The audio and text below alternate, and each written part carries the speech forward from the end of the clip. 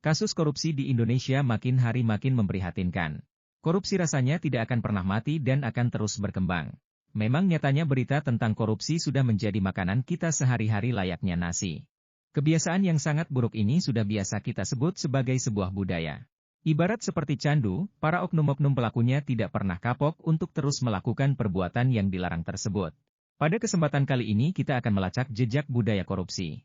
Sebelumnya jangan lupa, subscribe, like dan share konten kami. Selamat menyimak. Sejarah singkat korupsi di Indonesia.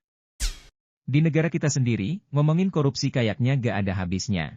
Sudah suatu kewajaran ketika masyarakat mendengar kata korupsi. Tidak salah ketika mantan Wakil Presiden Indonesia, Bung Hatta memberikan pernyataan bahwa korupsi di Indonesia sudah berakar dan sudah menjadi suatu budaya yang amat susah untuk dihilangkan. Sejarah korupsi di negara kita ternyata sudah dimulai dari zaman kerajaan dan kesultanan. Hal yang membuatnya kurang terekspos karena memang para sejarawan lebih memfokuskan kajian-kajian sejarah mereka ke arah politik dan sosial saja. Bukan ke permasalahan ekonomi yang terjadi pada saat itu. Padahal zaman tersebut adalah awal dari korupsi. Bisa kita lihat dengan apa yang terjadi di Kerajaan Singosari. Korupsi berlanjut terus pada masa kolonial Belanda, Orde Lama, Orde Baru, dan era reformasi. Kami juga sudah pernah membahas kasus korupsi terbesar di Indonesia pada konten kami. Kalian bisa langsung menontonnya di channel kami. Di video kali ini kami akan membahas secara singkat saja. Menurut pakar hukum Universitas Muhammadiyah Sumatera Utara, kasus yang paling fantastis yaitu korupsi yang dilakukan mantan presiden kedua kita yaitu Soeharto. Beliau dianggap telah melakukan tindak pidana korupsi terbesar dalam sejarah dunia. Perkiraan harta negara yang telah dicuri oleh Soeharto sekitar 15 hingga 35 miliar dolar Amerika atau sekitar 490 triliun rupiah. Lalu ada kasus BLB yang mencapai 3,7 triliun. Kasus Asabri yang diakini mencapai 10 triliun. Kasus Jiwasraya yang mencapai 13 triliun. Kasus pengadaan IKTP yang Setia Novanto yang mencapai 2,3 triliun. Terakhir ada kasus Pelindo yang menyebabkan kerugian negara mencapai 6 triliun rupiah. Vonis hukuman koruptor di Indonesia. Hukuman bagi koruptor dalam kasus-kasus ini bervariasi, dengan durasi penjara yang berkisar antara beberapa tahun hingga lebih lama, disertai dengan denda yang signifikan. Pada kasus Pelindo, mantan Direktur Utama Pelindo, R.J. Lino hanya dituntut hukuman 6 tahun penjara. Pada kasus IKTP, Setia Novanto dijatuhi hukuman 15 tahun penjara, denda 500 juta rupiah, dan dicabut hak politiknya selama 5 tahun. Pada kasus Jiwasraya, Mahkamah Agung memperberat hukuman terdakwa korupsi Jiwasraya, Peter Rasiman, dari 17 tahun penjara menjadi 20 tahun penjara. Pada kasus Beliter BI, terdakwa Syafruddin divonis 15 tahun penjara.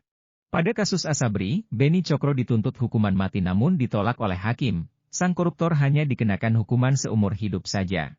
Sementara Soeharto lolos dari dakwaan korupsi oleh kejaksaan dan dinyatakan tidak melakukan perbuatan melawan hukum oleh pengadilan hingga Mahkamah Agung.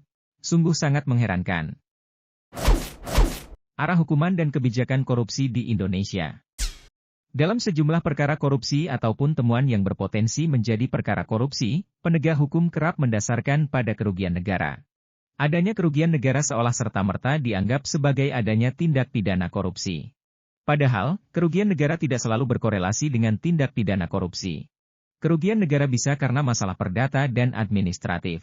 Kasus Hotasi Nababan, mantan Direktur Utama Merpati Airlines, merupakan contoh kasus perdata yang tidak seharusnya diputus berdasarkan Undang-Undang Tindak Pidana Korupsi atau biasa disebut UU Tipikor, semata karena kerugian negara. Hal lain yang perlu mendapat perhatian dalam melakukan proses hukum terhadap pelaku tindak pidana korupsi adalah sinkronnya antara siapa yang didakwa dan siapa yang harus dihukum. Terdakwa yang dalam persidanganlah yang seharusnya mendapat tuntutan hukuman. KUHP mengatur hukuman untuk koruptor pada pasal 603. Hukuman berupa pidana penjara dan denda. Namun baru-baru ini, Presiden Joko Widodo memberi sinyal positif memberikan hukuman mati bagi koruptor. Hal itu disampaikan dalam peringatan Hari Anti Korupsi Sedunia di SMKN 57, Jakarta. Presiden menyatakan hukuman mati bagi pelaku tindak pidana korupsi bisa saja diterapkan jika itu merupakan kehendak masyarakat. Vonis hukuman koruptor di negara lain. Lalu seperti apa sih hukuman bagi para koruptor di negara-negara lain? Tiongkok dikenal sebagai salah satu negara yang paling keras dalam menindak pelaku korupsi. Mereka yang terbukti merugikan negara lebih dari 100.000 yuan atau setara 215 juta rupiah akan dihukum mati. Bahkan mantan Menteri Perkeretaapian Tiongkok dinyatakan terbukti korupsi dan dihukum mati. Vonis itu marak diberlakukan semenjak Xi Jinping menjabat sebagai presiden. Korut juga cukup tersembunyi dalam menerapkan eksekusi mati bagi para pelaku korupsi. Kerahasiaan hukuman ini dikabarkan meningkat sejak negara itu berada di bawah pimpinan Kim Jong-un. Kasus yang paling kontroversial adalah eksekusi mati terhadap paman Kim Jong-un sendiri, yang diduga melakukan tindakan korupsi dan rencana kudeta. Tercatat, pada 2015, sekitar 50 pejabat dieksekusi mati.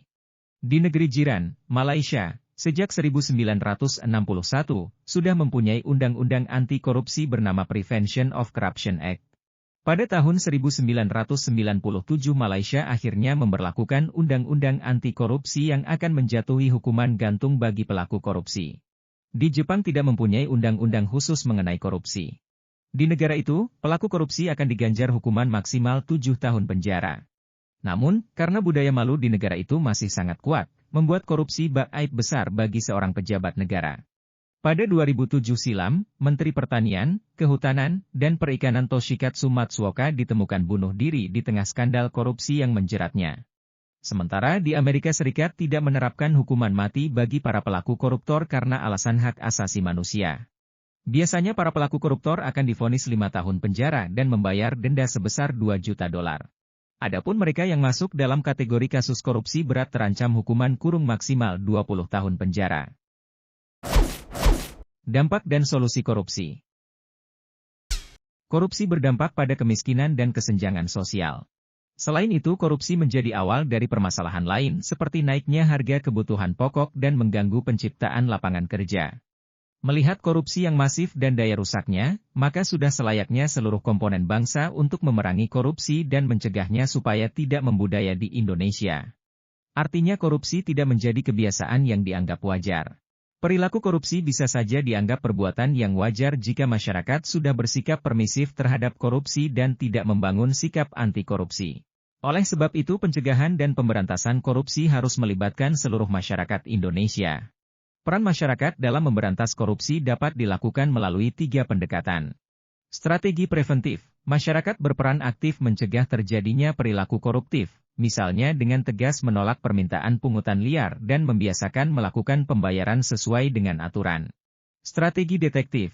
Masyarakat diharapkan aktif melakukan pengawasan sehingga dapat mendeteksi terjadinya perilaku koruptif sedini mungkin. Selanjutnya adalah strategi advokasi. Masyarakat aktif melaporkan tindakan korupsi kepada institusi penegak hukum dan mengawasi proses penanganan perkara korupsi. Upaya kolektif dari pemerintah, lembaga anti korupsi, dan masyarakat akan menjadi kunci dalam memberantas korupsi dan menciptakan lingkungan yang lebih bersih dan adil bagi semua warga negara. Sekian rangkuman yang telah kami buat. Besar harapan kami agar korupsi di negeri ini segera berakhir. Terima kasih telah menyimak tayangan ini. Sampai berjumpa di konten kami selanjutnya.